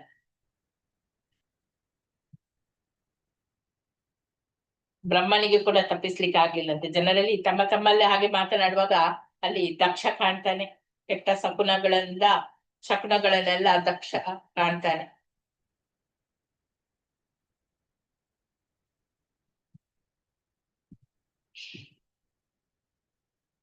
ಅಲ್ಲಿ ಎಲ್ಲರೂ ಕೂಡ ಓಡ್ತಾರೆ ಯಜ್ಞಶಾಲೆಗೆ. ಎಲ್ಲ ಕಡೆಗೆ ಹೆಂಗಸರು ಎಲ್ಲರೂ ಕೂಡ ಓಡ್ತಾರೆ. ಎಲ್ಲಾ ಕಡೆಗಳಿಗೂ ಕೂಡ ಈ ಕಪ್ಪು ಛಾಯೆಯುಳ್ಳ ಈ ಜನರು ಎಲ್ಲರೂ ಕೂಡ ನುಗ್ತಾರೆ. ಎಲ್ಲ ಪಾತ್ರೆಗಳಿಗೆ ಎಲ್ಲರನ್ನು ಕೂಡ ಒಡೆದಾಕ್ತಾರೆ. ಯಜ್ಞದ ಅಗ್ನಿಯನ್ನು ಆಳಿಸ್ತಾರೆ. ಇನ್ನು ಕೆಲವರು ಯಜ್ಞ ಕುಂಡಗಳನ್ನೆಲ್ಲ, ಆ ವೇದಿಕೆಯನ್ನೆಲ್ಲ ಕಿತ್ತು ಹಾಕ್ತಾರೆ. ಇನ್ನು ಕೆಲವರು ಯಜ್ಞ ಕುಂಡಕ್ಕೆ ಮೂತ್ರ ಮಾಡ್ತಾರೆ. ಹಾಗೆ ಋಷಿಗಳ ದಾರಿಗೆ ಕೆಲವರು ಅಡ್ಡ ಹಾಕ್ತಾರೆ. ಹೆಂಗಸರನ್ನೆಲ್ಲ ಹೆದರಿಸಿ ಬಿಡ್ತಾರೆ. ಯಜ್ಞಶಾಲೆಯಂತೆ ಓಡಿ ಹೋಗ್ತಿದ್ದ ದೇವತೆಗಳನ್ನೆಲ್ಲ ಸೆರೆ ಹಿಡಿತಾರೆ. ಶಿವನ ಅನುಚರರಲ್ಲಿ ಒಬ್ಬ ಮಣಿಮಾನ್ ಎಂಬವ ಭೃಗುಮುನಿಯನ್ನು, ಕಪ್ಪು ರಾಕ್ಷಸ ವೃತ್ತಿಯ ವೀರಭದ್ರನನ್ನು, ದಕ್ಷ ಪ್ರಜಾಪತಿಯನ್ನೆಲ್ಲ ಸೆರೆ ಹಿಡಿತಾರೆ. ಚಂಡೇಶನೆಂಬ ಇನ್ನೊಬ್ಬ ಶಿವನ ಅನುಚಾರ ಅವನು ಕೂಸನನ್ನು ಸೆರೆ ಹಿಡಿದನು. ಹಾಗೆ ನಂದೀಶ್ವರನು, ಭಗನ, ಹೀಗೆ ಎಲ್ಲರೂ ಕೂಡ ಒಬ್ಬೊಬ್ಬರನ್ನು ಹಿಡಿತಾರೆ. ಅಲ್ಲಿ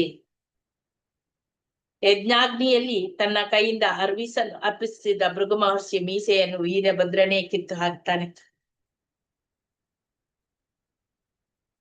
ಯಾಕೆಂದ್ರೆ ತನ್ನ ಹುಬ್ಬುಗಳನ್ನು ಕುಡಿಸ್ತಿದ್ದ ಭಗವಾನ್ ಕೂಡ್ಲೆ ಹಿಡಿದು ವೀರಭದ್ರನು ಕೋಪದಿಂದ ಅವನನ್ನು ನೆಲಕ್ಕೆ ತಳ್ಳಿ ಬಲವಾಗಿ ಅವನ ಕಣ್ಣುಗಳನ್ನೆಲ್ಲ ಹೊಸಕ್ಕೆ ಹಾಕ್ತಾನೆ.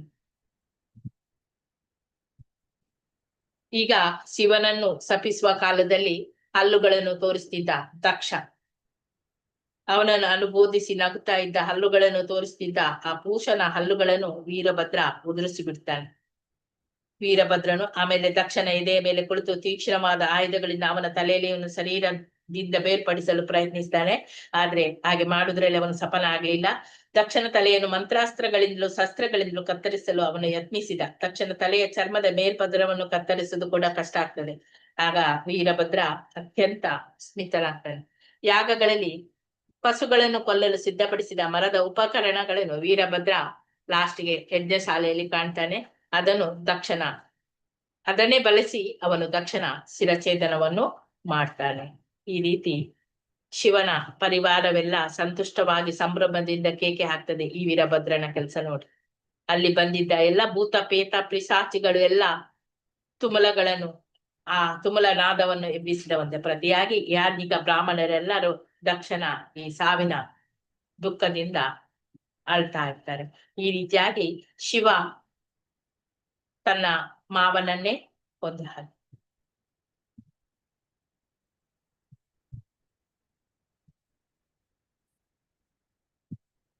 ಕೃಷ್ಣ ಕನ್ಕ್ಲೂಷನ್. ಹರೇ ಕೃಷ್ಣ. ಇನ್ನು ನಿಮಗೆ ಏನು ತಿಳಿದಿದೆ ಅದನ್ನು ಹೇಳ್ಬೋದು. ಹರೇ ಕೃಷ್ಣ ಮಾತಾಜಿ. ಹರೇ ಕೃಷ್ಣ ಮಾತಾಜಿ. ಒಳ್ಳೆ ಇದು ಕಲೆಕ್ಷನ್ ಮಾಡ್ಕೊಂಡಿದ್ರು. ಕನ್ನಡದಲ್ಲಿ ಇದ್ರನ್ನೆಲ್ಲ ಬರ್ಕೊಂಡ್ಬಿಡ್ತಿದ್ದೆ ಮಾತಾಜಿ. ನನ್ಗೆ ಇಂಗ್ಲಿಷ್ ಅಲ್ಲಿ ಇದಾಗ್ತಾ ಇಲ್ಲ, ಗೊತ್ತಾಗ್ಲಿಲ್ಲ. ಲಾಸ್ಟ್ ಮೂಮೆಂಟ್ಗೆ ನಿನ್ನೆ ಸಿಕ್ಕಿದ್ದು, ಆದ ಕಾರಣ ಅದನ್ನು ಕನ್ನಡಕ್ಕೆ ಟ್ರಾನ್ಸ್ಲೇಟ್ ಮಾಡ್ಲಿಕ್ಕೆ ಆಗ್ಲಿಲ್ಲ. ಓಕೆ, ಆಗಿದ್ರೆ ಅದೆಲ್ಲ ಬರ್ಕೊಂಡ್ಬಿಡ್ತಿದ್ದೆ. ಮತ್ತೆ ಒಳ್ಳೆ ಕಲೆಕ್ಷನ್ ಮಾಡ್ಕೊಂಡಿದ್ರ ಮಾತಾಜಿ. ಧನ್ಯವಾದಗಳು ಮಾತಾಜಿ. ಹರೇ ಕೃಷ್ಣ. ಕೇಳಿದಕ್ಕೆ ನಾವು ಪುಣ್ಯ ಬೆಳಗ್ಗೆ. ಹರೇ ಕೃಷ್ಣ. ನಾವು ಬೆಳಗ್ಗೆ ಕೇಳಿಸ್ಕೊಂಡಿದ್ದಕ್ಕೆ ನಮ್ಗೆ ಒಳ್ಳೆ ಪುಣ್ಯ ಮಾತಾಜಿ. ಒಳ್ಳೆ ಇದು ನಮ್ಗೆ ಆಯ್ತು ಅಂತ ಹೇಳಿದೆ ಮಾತಾಜಿ. ಅಷ್ಟೇ. ಹರೇ ಕೃಷ್ಣ ಮಾತಾಜಿ, ಧನ್ಯವಾದ. ಹರೇ ಕೃಷ್ಣ. ಒಂದು ಮಾತಾಜಿ, ಶ್ರೀಮದ್ ಭಾಗವತದ ಬೇರೆ ಬೇರೆ ಸ್ಕಂದ ಅಧ್ಯಾಯಗಳಿಂದೆಲ್ಲ ರೆಫರ್ ಮಾಡಿ ಇವನ್ನೆಲ್ಲ ಕ್ರೋಢೀಕರಿಸ್ಕೊಂಡಿದ್ದೀರಲ್ಲ ಮಾತಾಜಿ. ಅದು ತುಂಬಾ ಅದು ಹಂಗೆ ಪ್ರಿಸರ್ವ್ ಮಾಡ್ರಿ ಮಾತಾಜಿ. ಅದನ್ನ ಕನ್ನಡಕ್ಕೆ ಟ್ರಾನ್ಸ್ಲೇಟ್ ಮಾಡಿ ಮಾಡ್ತೇನೆ ಮಾತಾಜಿ. ಅದಕ್ಕೆ ಟೈಮ್ ಬೇಕಿತ್ತು. ಅದೇ ಹೌದೌದು. ತುಂಬಾ ಚೆನ್ನಾಗಿದೆ ಮಾತಾಜಿ. ಚೆನ್ನಾಗ್ ಮಾಡಿದ್ರಿ. ಹೌದು, ಬಹಳ ಒಳ್ಳೆ ಹಾಕ್ಬಿಡಿ ಮಾತಾಜಿ. ನಾವೆಲ್ಲ ಇದ್ ಮಾಡ್ಕೊಂತೀವಿ, ಬರ್ಕೊಂಡ್ಬಿಡ್ತೀವಿ. ನೋಡೋಣ ಇನ್ನೊಂದ್ಸಲ ಇನ್ನೊಬ್ರಿಗೆ ಯಾವ್ದಾದ್ರು ಮಾಡುವಾಗ ಅದನ್ನು ಕನ್ನಡಕ್ಕೆ ಮಾಡಿ ಇಡ್ಲಿಕ್ಕೆ ಪ್ರಯತ್ನವನ್ನು ಮಾಡ್ತೇನೆ. Last moment Mataji. ಹೌದೌದು, ಬಹಳ ಚೆನ್ನಾಗ್ ಬಂತು ಮಾತಾಜಿ. ಕೆಲವೊಂದು ಇದು ಇನ್ನೊಂದು ಕನ್ನಡದಲ್ಲಿ ಮಾಡಿದ್ದೇನೆ. ಅದೊಂದು ಅಷ್ಟೊಂದು ಇದರ ಬರುವ ಮೊದ್ಲು ನಂಗೆ ಕೆಲವು ಪ್ರಭುಜಿಗಳೆಲ್ಲ ಸಹಾಯ ಮಾಡಿದ್ರು. ಆದ ಕಾರಣ ಪ್ರಭುಜಿ ಮಾತಾಜಿಗಳೆಲ್ಲ ಸಹಾಯ ಮಾಡಿ ಒಂದು ಸ್ಲೈಡ್ ಅನ್ನು ಮಾಡಿದ್ದೆ ಮಾತಾಜಿ. ಅದನ್ನು ತೋರಿಸ್ತೇನೆ. ಅದು ಕ್ಲಿಯರ್ ಆಗಿ ಓಪನ್ ಆಗುದಿಲ್ಲ. ಒಂದ್ ನಿಮಿಷ, ಇದನ್ನು ಶೇರ್ ಅನ್ನು ಸ್ಟಾಪ್ ಮಾಡ್ತೇನೆ, ಆಮೇಲೆ ಅದನ್ನು ಹಾಕ್ತೇನೆ. ಮಾತಾಜಿ, ಒಂದ್ ಪ್ರಶ್ನೆ. ಈ ಶಂಭು ಅನ್ನೋ ಹೆಸರು ಹೇಗ್ ಬಂತು ಅಂತ ನಾನು ಸ್ವಲ್ಪ ಡೈವರ್ಟ್ ಆಗಿತ್ತು. ಶಂಭಾಸುರನ್ನ ಇದ್ ಮಾಡಿದ್ದಕ್ಕಲ್ವ ಮಾತಾಜಿ? ಒಂದಿದ್ದಕ್ಕೆ ಶಂಭು. ಸರಿ, ಸ್ವಲ್ಪ ಡಿಸ್ಟರ್ಬ್ ಆಗಿತ್ತು ಅವಾಗ, ಅದಕ್ಕೋಸ್ಕರ ನಾನು ಕ್ಯಾಚ್ ಮಾಡ್ಲಿಕ್ಕೆ ಆಗ್ಲಿಲ್ಲ. ಮತ್ತೆ ಕನ್ನಡದಲ್ಲಿ ಮಾಡಿದ್ದು ಸ್ವಲ್ಪ ಪ್ರಯತ್ನ ಪಟ್ಟು ಮಾಡಿದ್ದಾರೆ ಪಾಪ. ಅದನ್ನು ಸ್ವಲ್ಪ ಶೇರ್ ಮಾಡ್ತೇನೆ.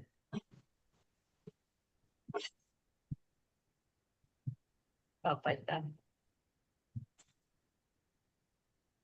ಹಾಗೆ ಬರುತ್ತಿಲ್ಲ.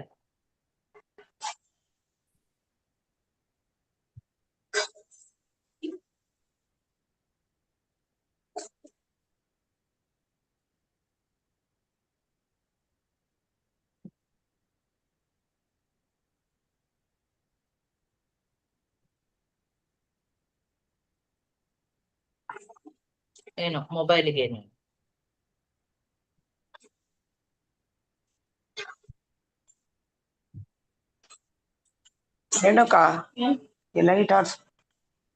ಕಡೆಗೆ ಮಾತಾಜಿ, ಇಲ್ಲಾಂದ್ರೆ ಬರೇ ನೀವು ಯಾವ ಸ್ಕಂದ ಎಷ್ಟನೇ ಅಧ್ಯಾಯ ಎಷ್ಟನೇ ಹೇಳ್ತೇನೆ ಶ್ಲೋಕ ಮಾತಾಜಿ. ಅನ್ನೋದು ಕೊಟ್ಬಿಟ್ರು ಕೂಡ 4ನೇ ಸ್ಕಂದದಲ್ಲಿ 6ನೇ ಸ್ಕಂದದಲ್ಲಿ 8ನೇ ಸ್ಕಂದದಿಂದ ಹಾ ಹುಡುಕಿದೆ. ಹಾ 12ನೇ ಸ್ಕಂದ. ಎಷ್ಟು ಸ್ಕಂದಗಳು ನೋಡಿ ಮಾತಾಜಿ, ಹೌದು. ತುಂಬಾ ಕೆಲ್ಸ ಇದು. ಹೌದು,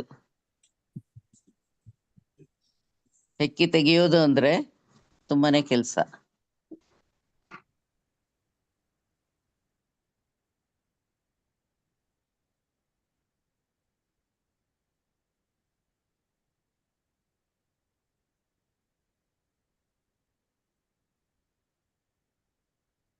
ನೋಡಿ ಇದೆಲ್ಲ ಕನ್ನಡದಲ್ಲಿ ಮಾಡಿದಂತದ್ದು. ನೋಡಿ ಹಂಸವಾಹನ, ಅದು ನೋಡಿ ಇದು ಮಧ್ಯದ್ವೀಪದಲ್ಲಿ ಇರುವಂತಹ ನವದ್ವೀಪದಲ್ಲಿ ಇರುವಂತಹ ನವದೀಪದಲ್ಲಿ ನೋಡ್ಕೊಂಡ್ ಹ್ಮ್. ಬಂದಿದ್ರು ಮಾತಾಜಿ.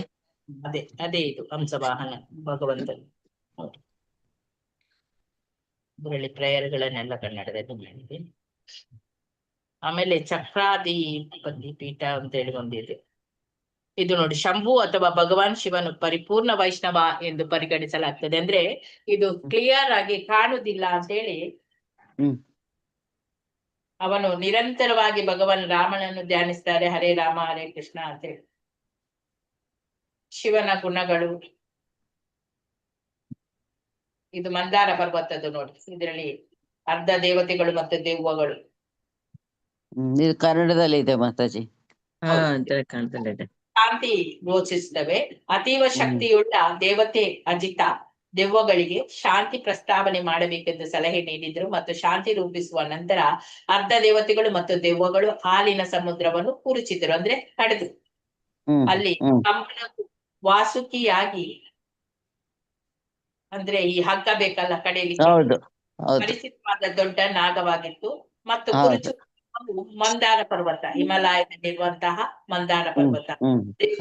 ಅದ್ಭುತ ಕಾಕು ರೂಪವನ್ನು ತೆಗೆದುಕೊಂಡನು, ಅಂದ್ರೆ ಅಲ್ಲಿ ಇದು ಆಮೆ ರೂಪ ನೀರಿನಲ್ಲಿ ಪ್ರವೇಶಿಸ್ತಾನೆ. ದೊಡ್ಡ ಮಂದಾರ ಪರ್ವತವನ್ನು ಅವನು ಎತ್ತಿ ಹಿಡಿತಾನೆ. ಅದರಲ್ಲಿ ಪಿಕ್ಚರ್ ಅಲ್ಲಿ ಕೂಡ ಆಮೆಯ ಚಿತ್ರದ ಒಳಗೆ ಭಗವಂತನನ್ನು ತೋರಿಸಿದ್ದಾರೆ. ಹೌದು, ಮುಖ ಕಾಣಿಸುತ್ತೆ. ಯಾರು ವಿಷವನ್ನು ತೆಗೆದುಕೊಳ್ತಾರೆ ಅಂತ ಹೇಳಿದ್ರೆ, ಇಲ್ಲಿ ಚಲನೆಯ ಪರಿಣಾಮವಾಗಿ ಅಲ್ಲಿ ದೊಡ್ಡ ಪ್ರಮಾಣದ ವಿಷ ಉತ್ಪತ್ತಿ ಆಗ್ತದೆ. ಈ ನಿಯಂತ್ರಣಕ್ಕೊಳಪಡುವ ವಿಷ ಎಲ್ಲಾ ದಿಕ್ಕುಗಳಲ್ಲಿ ಶಕ್ತಿಯಿಂದ ಹರಿತು ಬರುವಾಗ ಎಲ್ಲಾ ಅರ್ಧ ದೇವತೆಗಳು ದೇವರು ಸ್ವಯಂ ಶ್ರೀ ಶಿವನನ್ನು ಸದಾಶಿವ ಅಂತ ಹೇಳಿ ಸಮೀಪಿಸ್ತಾರೆ, ಬದಿಗೆ ಹೋಗ್ತಾರೆ. ಆಶ್ರಯವಿಲ್ಲದ ಮತ್ತು ಬಹಳ ಭಯದಿಂದ ಅವರು ಅವನ ಆಶ್ರಯವನ್ನು ಪಡೆಯುತ್ತಾರೆ, ಶಿವನ.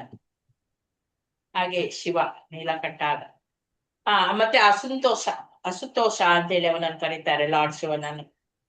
ಏಕೆಂದ್ರೆ ಅವನು ಭಕ್ತನಾದ್ರೆ ಭಕ್ತರನ್ನು ಎಲ್ಲರನ್ನೂ ಸಂತೋಷಗೊಳಿಸುವುದಕ್ಕೋಸ್ಕರ ಅಸಂತೋಷ ಅಂತೇಳಿ. ಆದ್ರಿಂದ ಅಲ್ಲಿ ಕಡಿಯುವ ಮೂಲಕ ಉತ್ಪತ್ತಿಯಾದ ಎಲ್ಲಾ ವಿಷವನ್ನು ಕುಡಿಯಲು ಸುಲಭವಾಗಿ ಶಿವನು ಹೋಗ್ತಾನೆ. ದುರ್ಗಾದೇವಿ ಕೂಡ ಅದಕ್ಕೆ ಒಪ್ಪಿಗೆ ಕೊಡ್ತಾಳೆ. ಶಿವನ ಪತ್ನಿಯವಳು ವಿಷವನ್ನು ಕುಡಿಯಲು ಒಪ್ಪಿದಾಗ ಅವಳು ಒಳ್ಳೆಯದಾಗಿ ಕಳವಳಗೊಂಡಿಲ್ಲ, ಏಕೆಂದ್ರೆ ಅವಳು ಶಿವನ ಆ ಶಕ್ತಿಯನ್ನು ತಿಳಿದಿದ್ಲು. ಖಂಡಿತವಾಗಿ ಈ ಒಪ್ಪಂದಕ್ಕೆ ಸಂಬಂಧಿಸಿದ್ರೆ ಅವಳು ತನ್ನ ಸಂತೋಷವನ್ನೇ ವ್ಯಕ್ತಪಡಿಸ್ತಾಳೆ. ನಾವಾಗಿದ್ರೆ ಬೇಡ ಬೇಡ ಅಂತ ಹೇಳ್ತಿದ್ವಿ. ಲಾರ್ಡ್ ಶಿವನು ವಿಷವನ್ನು ಕುಡಿಯುವ ಮೂಲಕ ವಿಶ್ವವನ್ನೇ ಉಳಿಸ್ತಾನೆ ಅಲ್ಲವಾ? ಇಲ್ಲದಿದ್ರೆ ಇಡೀ ವಿಶ್ವವೇ ನಾಶ ಆಗ್ತಿದೆ.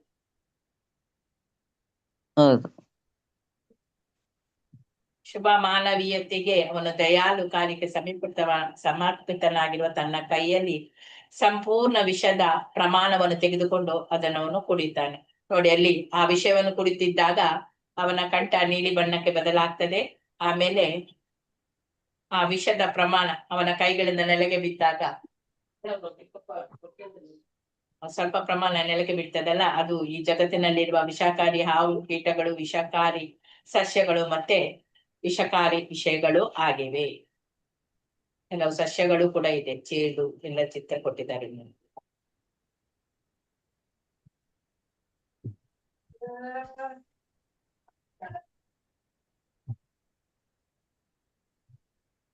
ನೋಡಿ ಇಲ್ಲಿ 14ನೇ ಭಗವದ್ಗೀತೆಯ 14ನೇ ಅಧ್ಯಾಯದ 2. ಜ್ಞಾನವನ್ನು ಆಧಾರಿತವಾಗಿ ನನ್ನ ಸಮನಾತೆಯನ್ನು ಪಡೆಯುವವರು ಸೃಷ್ಟಿಯಲ್ಲಿ ಮತ್ತೆ ಹುಟ್ಟುವುದಿಲ್ಲ, ಪ್ರಳಯದಲ್ಲಿ ಕೂಡ ಅವರಿಗೆ ಹೆದರಿಕೆ ಇಲ್ಲ ಅಂತೇಳಿ ಆ ಭಗವಂತ ಹೇಳ್ತಾನಲ್ಲ. ಈ ಜ್ಞಾನ, ಭಗವಂತನ ಜ್ಞಾನದಲ್ಲಿ ಸ್ಥಿರವಾಗಿರುವ ಮೂಲಕ ಒಬ್ಬನು ನನ್ನದೇ ಆದ ಪರಮಾತ್ಮ ಸ್ವಭಾವವನ್ನು ಪಡೀತಾನೆ. ಈ ರೀತಿಯಾಗಿ ಸ್ಥಾಪಿತವಾದವರು ಸೃಷ್ಟಿಯ ಸಮಯದಲ್ಲಿ ಹುಟ್ಟುವುದಿಲ್ಲ, ಮತ್ತೆ ಪ್ರಳಯ ಕಾಲದಲ್ಲಿ ಕೂಡ ಅವರು ನಾಶ ಆಗುವುದಿಲ್ಲ. ಮಾತಾಜಿ SB 14.2 ಅಂತ ಕೊಟ್ಟಿದಾರಲ್ಲ, ಎಷ್ಟೇ ಸ್ಕಂದ ಮಾತಾಜಿ ಅದು? 14ನೇ ಅಧ್ಯಾಯದ 2ನೇ ಶ್ಲೋಕ.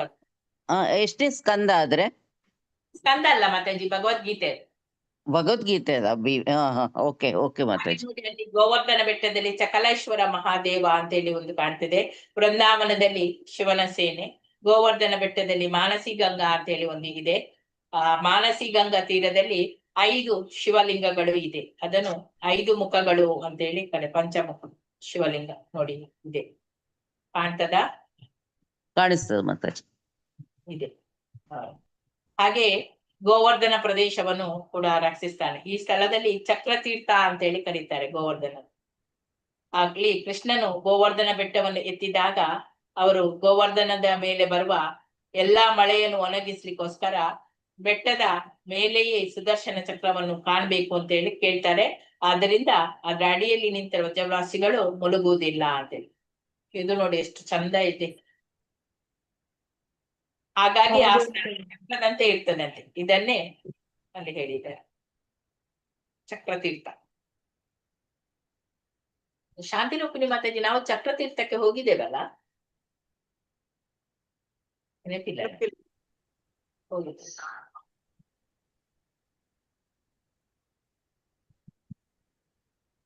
ನೋಡಿ ಇದು ಅವನ ಹೆಸರುಗಳು.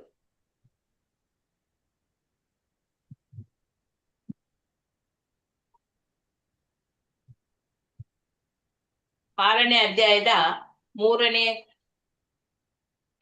ಸ್ಕಂದದ 3ನೇ ಅಧ್ಯಾಯದ 22ರಲ್ಲಿ ಕೂಡ ಸ್ವಯಂ ಪೂರ್ಣ ಶಂಭು ಕುಮಾರ ಕಪಿಲ ಅದೆಲ್ಲ ಬರ್ತದಲ್ಲ. 12 ಜನ ಮಹಾಜನರು ಅದ್ರಲ್ಲಿ ಬರ್ತದೆ ನೋಡಿ. ಇವರೇ 12 ಜನ ಮಹಾಜನರು. ಭಗವಾನ್ ಬ್ರಹ್ಮ, ನಾರದ, ಭಗವಾನ್ ಶಿವ, 4 ಕುಮಾರರು, ಕಪಿಲ, ದೇಹಹೂತಿಯ ಮಗ, ಸ್ವಯಂಭುವನು, ಪ್ರಹ್ಲಾದ ಮಹಾರಾಜ, ಜನಕ ಮಹಾರಾಜ, ದಾದಾ, ಭೀಷ್ಮ ತಾತ, ಬಲಿ ಮಹಾರಾಜ, ಸುಖದೇವ ಮತ್ತು ಯಮರಾಜ.